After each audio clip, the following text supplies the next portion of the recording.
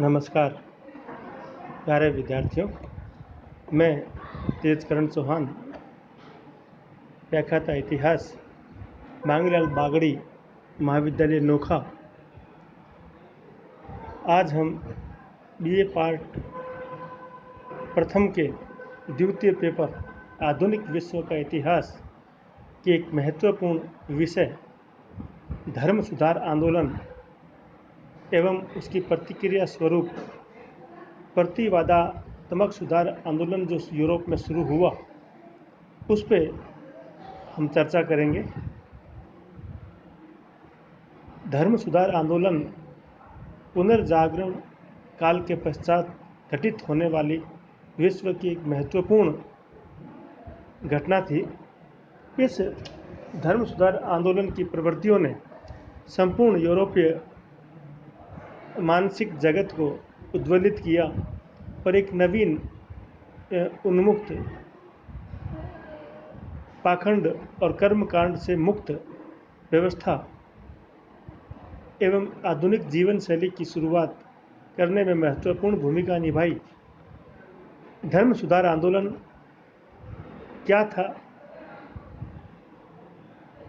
धर्म सुधार आंदोलन से क्या अभिप्राय है और कौन कौन सी ऐसी परिस्थितियां थी जिन्होंने धर्म सुधार आंदोलन की प्रवृत्तियों को उभारने में एक महत्वपूर्ण रोल अदा किया। धर्म सुधार आंदोलन यूरोप में ईसाई धर्म के प्रति 16वीं शताब्दी में घटित हुई उस धार्मिक असंतोष एवं विप्लव को कहा जाता है, जिसके परिणाम स्वरूप ईसाई धर्म के अनुयायी स्पष्ट दो भागों में बंट गए। पहला कैथोलिक ईसाई एवं दूसरे प्रोटेस्टेंट ईसाई।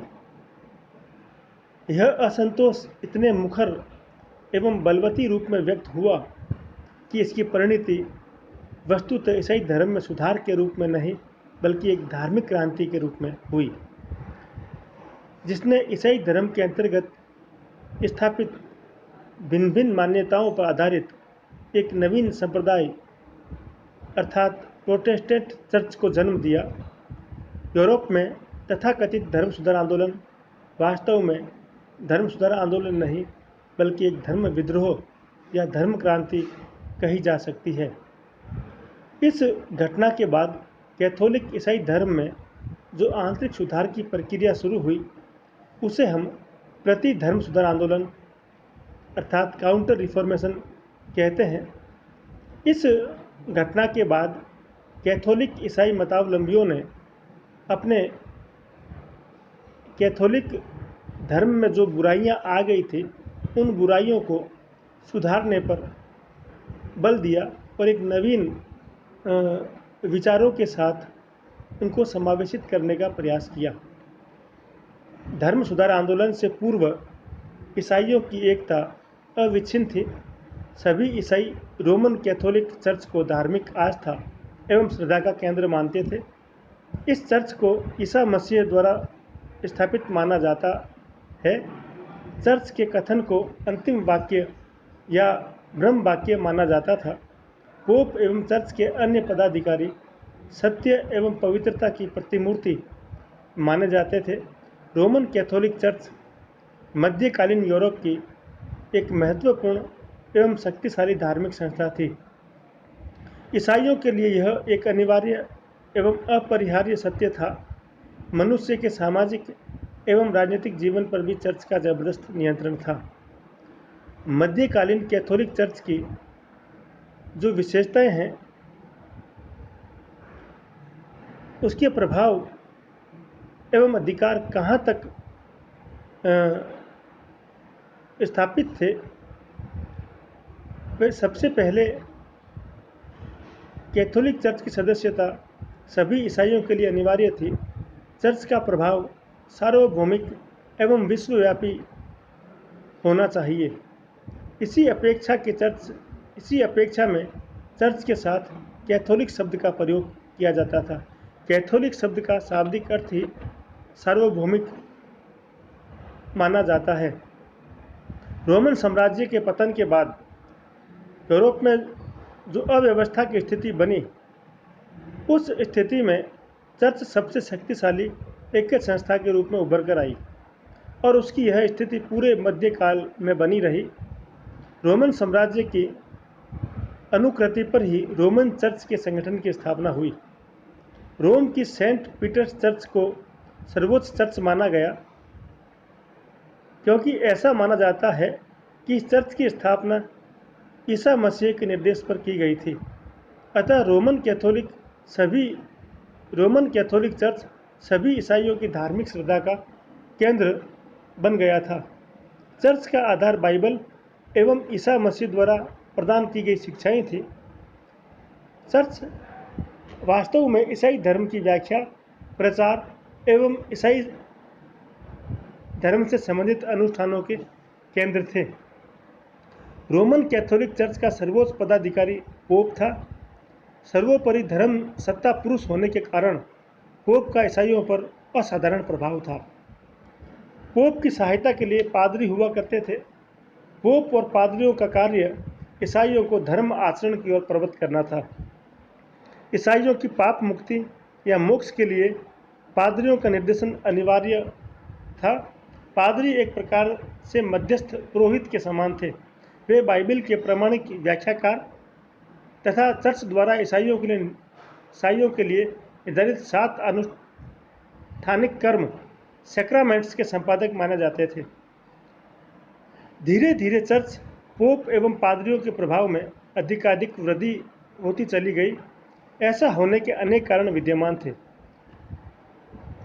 पहला, चर्च के पास भूमि, भवन एवं धन के रूप में विपुल संपदा इकट्ठी हो गई थी। द्वितीय, उस समय का एकमात्र संगठित शिक्षित वर्ग पादरियों के रूप में विद्यमान था। चर्च का शिक्षा एवं शिक्षण संस्थाओं पर पूर्ण अधिकार था।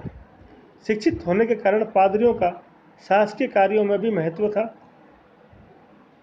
इसी प्रकार चर्च के पास एक महत्वपूर्ण एवं कार्यशील संगठन था, जो जनमानस के निर्माण में महत्वपूर्ण भूमिका अदा करता था। चर्च के विरुद्ध बोलना धर्म विरोध माना जाता था और धर्म विरोध एक दंडनीय अपराध था। चतुर्थ, चर्च समाज की अनेक उपयोगी एवं महत्वपूर्ण गतिविधियों से संबद्ध था। मैजनिस एवं एपल ने अपनी पुस्तक संसार का इतिहास में लिखा है कि मध्यकालीन यूरोप का वास्तविक ज्ञान ईसाई चर्च का अध्ययन किए बिना संभव नहीं है,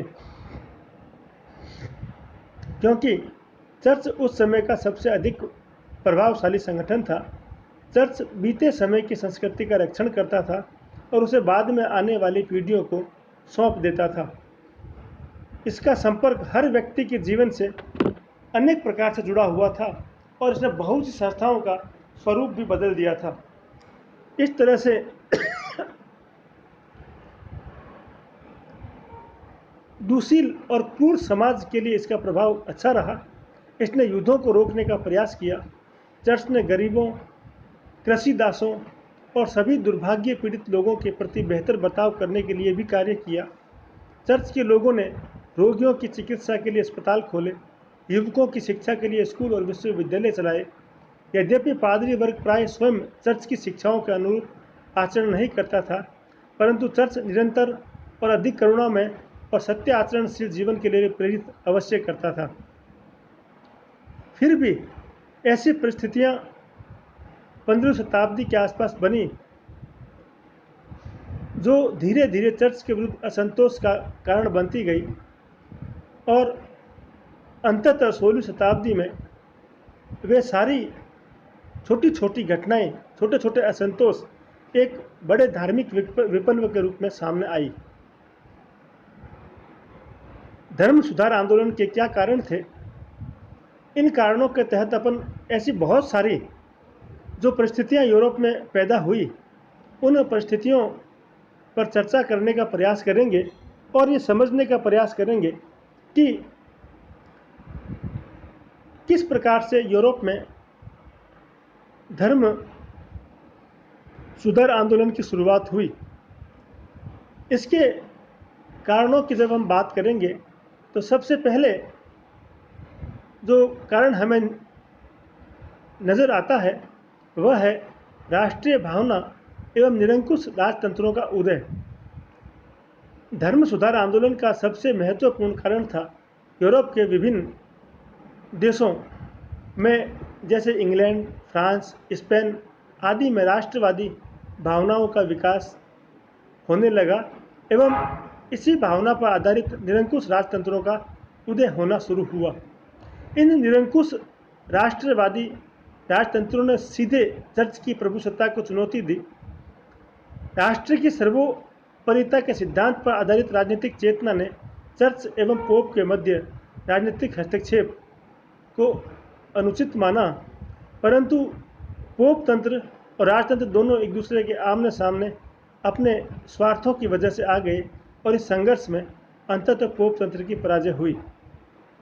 क्योंकि राष्ट्रीय भावना के ज्वार ने धार्मिक अंधश्रद्धा की दीवारों को तोड़ दिया, शक्तिशाली राष्ट्रवादी राज्यों ने अनेक कानून पास कर अपने राज्यों में पोप की सत्ता को सीमित कर दिया।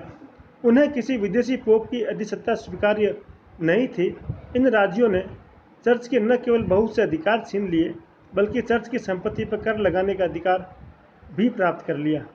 इन राष्ट्रीय राज्यों की शक्ति का आधार राष्ट्रीय चेतना, शक्तिशाली फौजें, संगठित अधिकारी तंत्र, प्रजा पर कर लगाने का अधिकार और नव धनाढ्य व्यापारिक वर्ग का उदय इत्यादि थे। अब चूंकि इन नवीन राष्ट्रीय राज्यों को अपनी शक्तिशाली फौजें और संगठित अधिकारी तंत्र को बनाए रखने के लिए इनको अधिकाधिक धन की आवश्यकता थी और वो अधिकाधिक धन इन्हें प्रजा पर सीधे कर लगाकर ही प्राप्त हो सकता था।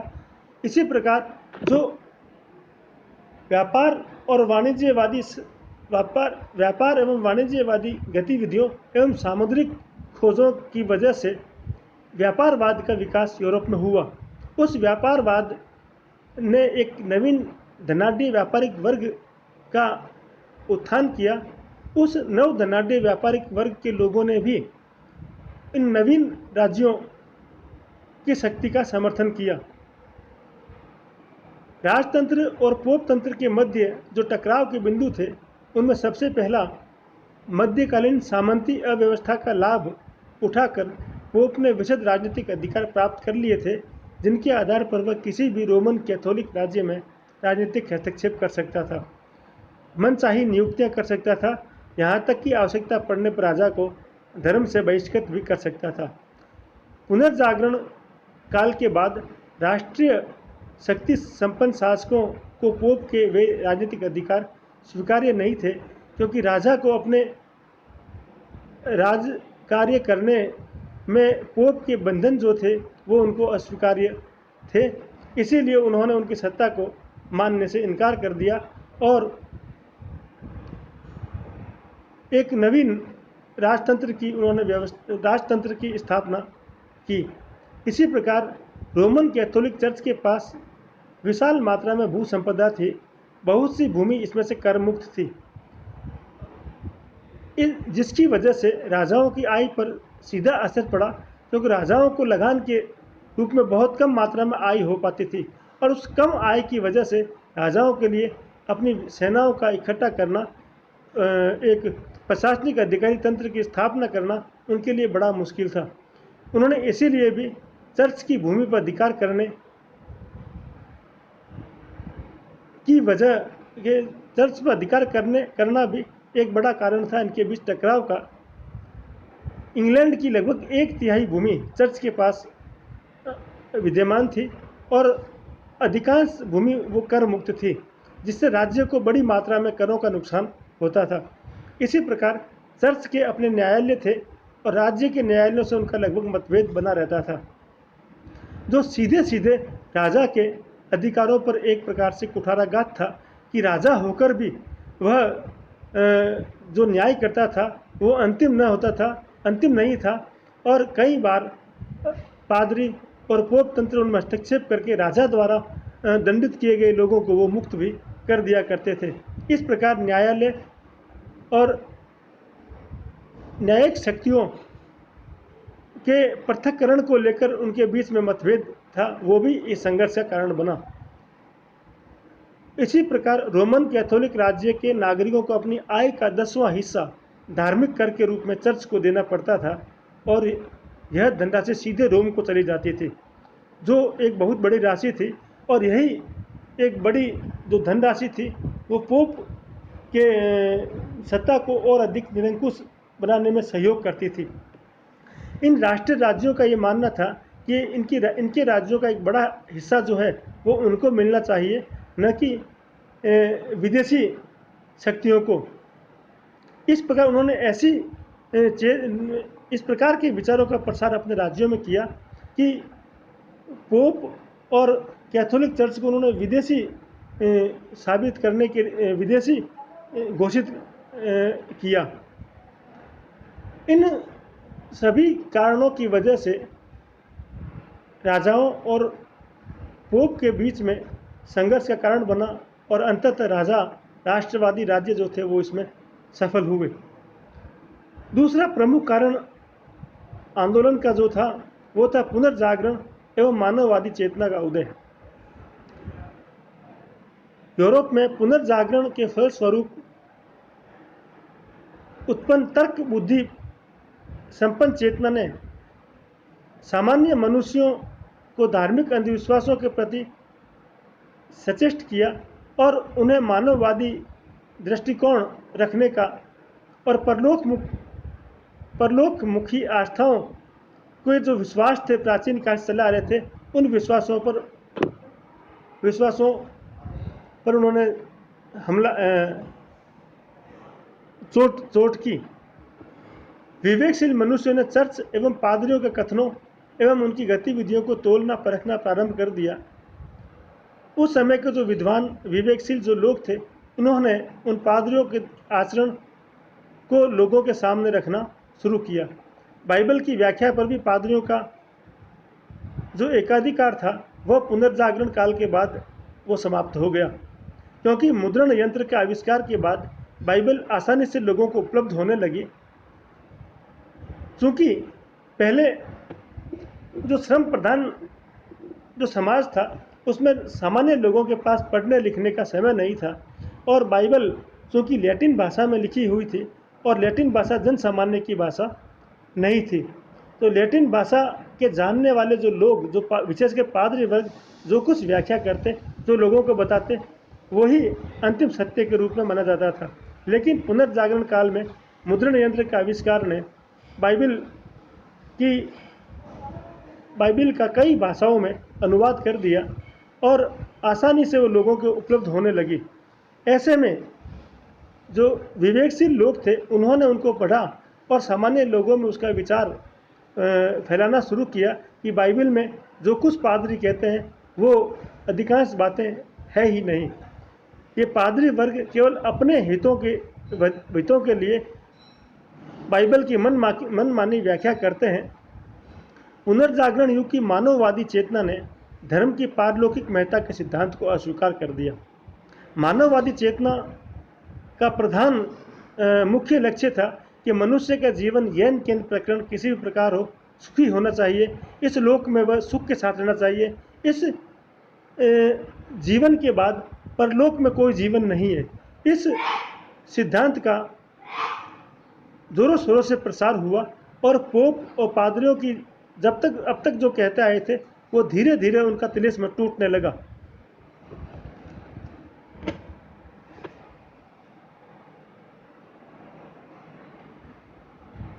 इसी प्रकार पुनर्जागरण युग के बाद आर्थिक परिवर्तन जो हुए, उन आर्थिक परिवर्तनों से उत्पन्न जो समृद्धि आई, उस समृद्धि ने व्यक्तिवादिता का उदय किया।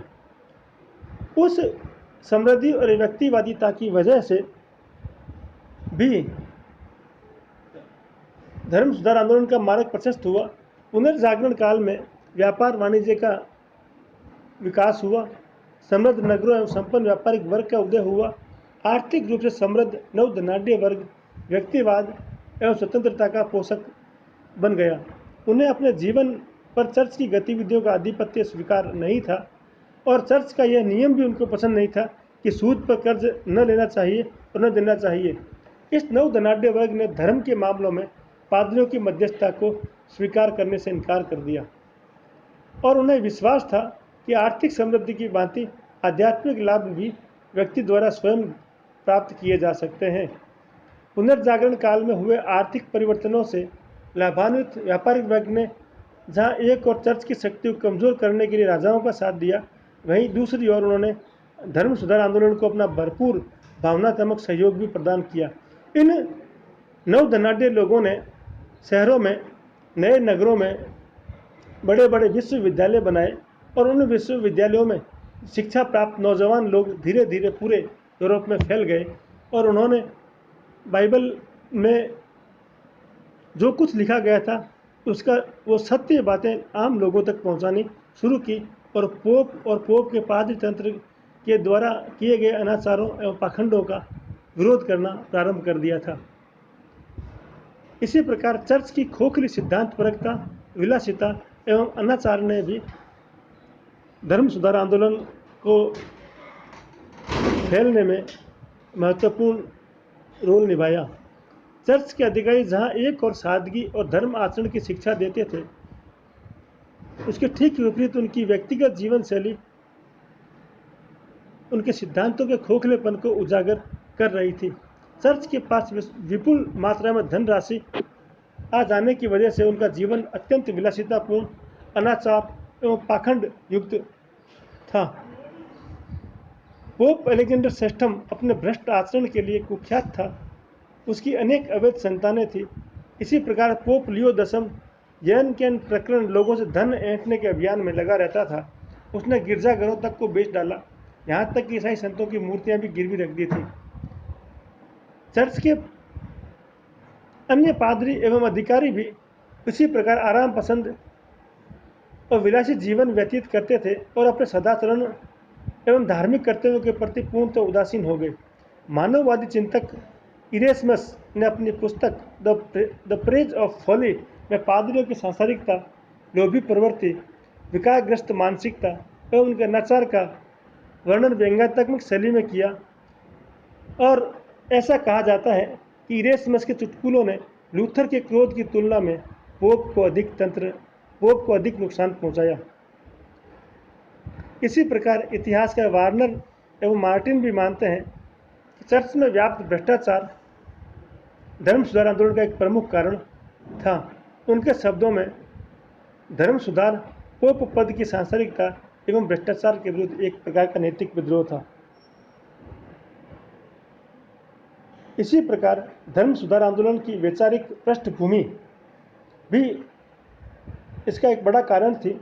16वीं शताब्दी में प्रोटेस्टेंट क्रांति या धर्म सुधार आंदोलन से पूर्व भी कुछ विचारकों ने चर्च में व्याप्त विसंगतियों की ओर ध्यान आकृष्ट करना शुरू कर दिया था। यद्यपि उनका उद्देश्य कोई क्रांतिकारी बदलाव लाना नहीं था, परंतु चर्च की व्यवस्था में आंतरिक सुधार करना उनका उद्देश्य था। चर्च की आलोचना करने वाले ऐसे विचारकों को धर्मद्रोही करार दिया गया। उनमें से कुछ को तो जिंदा भी जला दिया गया। चर्च के खिलाफ पहला गंभीर आक्रमण 14वीं शताब्दी में इंग्लैंड के जॉन वाइक्लिफ ने किया। जॉन वाइक्लिफ ने पोप ईश्वर का विनम्र सेवक मात्र है और उसे सांसारिक भोग विलासों से दूर रहना चाहिए, ऐसा सिद्धांत प्रचारित किया। सांसारिक सुखों में लिप्त पोप का हमें पूर्ण बहिष्कार करना चाहिए। वाइक्लिफ ने कहा कि चर्च के लिए पोप का होना आवश्यक नहीं है। प्रत्येक व्यक्ति को बाइबल स्वयं पढ़ने एवं समझने का अधिकार है। वाइक्लिफ ने स्वयं बाइबल का अंग्रेजी भाषा में अनुवाद किया।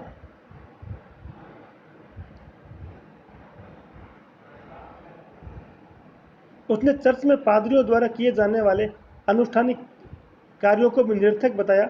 वाइक्लिफ के विचारों का तत्कालीन धर्म अधिकारियों की परिषद ने विरोध किया और उसे ऑक्सफोर्ड विश्वविद्यालय में व्याख्यान देने से मना कर दिया गया। वाइक्लिफ की मृत्यु के बाद उसके शरीर को कब्र से निकालकर उसे गोबर और धूरे के ढेर पर फेंक दिया गया। इसी प्रकार बोहेमिया के विचारक जॉन हस ने भी ईसाई जगत में व्याप्त धार्मिक पाखंड की आलोचना की। उसे भी धर्मद्रोह के अपराध में जीवित जला दिया गया।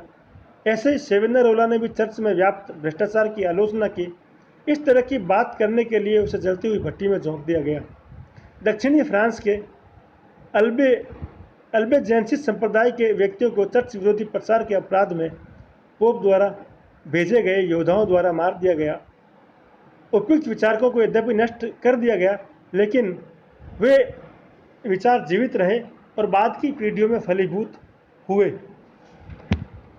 इसी प्रकार एक ऐसा तात्कालिक उस समय घटना घटी जिसने धर्म सुधार आंदोलन का विधिवत खुला विरोध प्रकट कर दिया। धर्म सुधार आंदोलन का तात्कालिक कारण था सन 1517 में पोप के प्रतिनिधि टेटजल द्वारा क्षमा पत्रों की बिक्री करना। चर्च की ओर से टेटजल द्वारा इन क्षमा पत्रों को धन इकट्ठा करने के लिए बेचा जा रहा था और ये कहा जा रहा था इनको खरीदने वाला व्यक्ति पैसा खर्च करके पाप मुक्ति हासिल कर सकता है और जो व्यक्ति ऐसा करेगा वो सीधे स्वर्ग में जाएगा। भ्रष्टाचार के इस खुले खेल के विरोध में मार्टिन लूथर ने अपना एक विरोध पत्र 95 थीसिस के नाम से विटनबर्ग के गिरजाघर पर लटका दिया। मार्टिन लूथर के इस कृत्य से धर्म सुधार आंदोलन की शुरुआत हुई मानी जाती है, जो धीरे धीरे पूरे 16वीं शताब्दी और 17वीं शताब्दी में चलती रही और धीरे धीरे कैथोलिक धर्म के प्रति खुलकर विरोध यूरोप के अनेक देशों में शुरू हुआ। धन्यवाद। आज हम केवल इस चर्चा में इतना ही टॉपिक शामिल करेंगे। इसके दूसरे शेष भागों पर अगले व्याख्यान में हम चर्चा करेंगे। जय हिंद, जय भारत।